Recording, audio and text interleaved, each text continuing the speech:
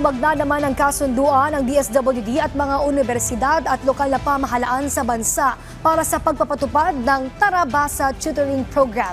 May balitang pambansa si Noel Talakay ng PTV Live. Noel?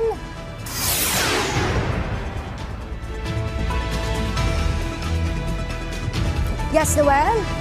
Princess, nakipagkasundo ang Department of Social Welfare and Development o DSWD sa mga universities at local government units sa iba't ibang bahagi ng bansa para tulungan sila maipatupad ang kanilang bagong programa na Tara Basa Tutoring Program.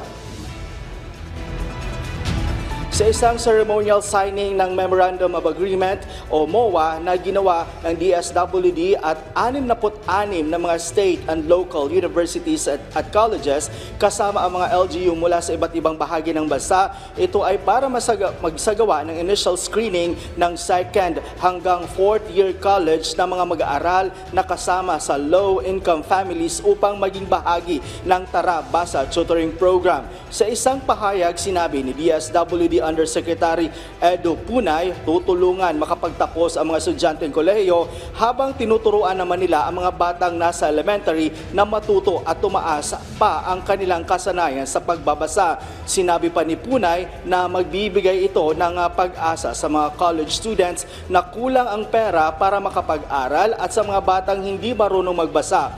Ayon sa DSWD, ang mga nakilahok ng mga universidad ay mula sa Region 1, Central Luzon, Bicol Region, Central Visayas, Eastern Visayas, Zamboanga Peninsula, Northern Mindanao, Soxargen, Calabarzon, Mimaropa, Caraga at National Capital Region. Paliwanag ni Punay sa ilalim ng mga napiling ang mga napiling college students para maging tutor at youth development workers. Tuturuan nila ang mga bata magbasa at ganun din ang kanilang mga magulang na tinawag naman nila nanay, tatay, teacher sessions. Ayon sa DSWD, ang Tara Basa Tutoring Program ay isang flagship program ni Pangulong Ferdinand Marcos Jr. sa ilalim ng Executive Order No. 76 na ninagdaan ni Executive Secretary Lucas Bersamin noong November 2024.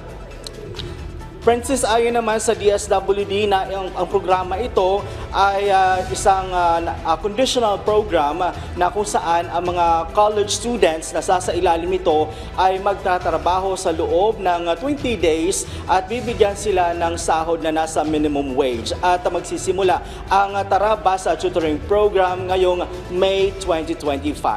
Princess? Maraming salamat, Noel Talakay ng PTV.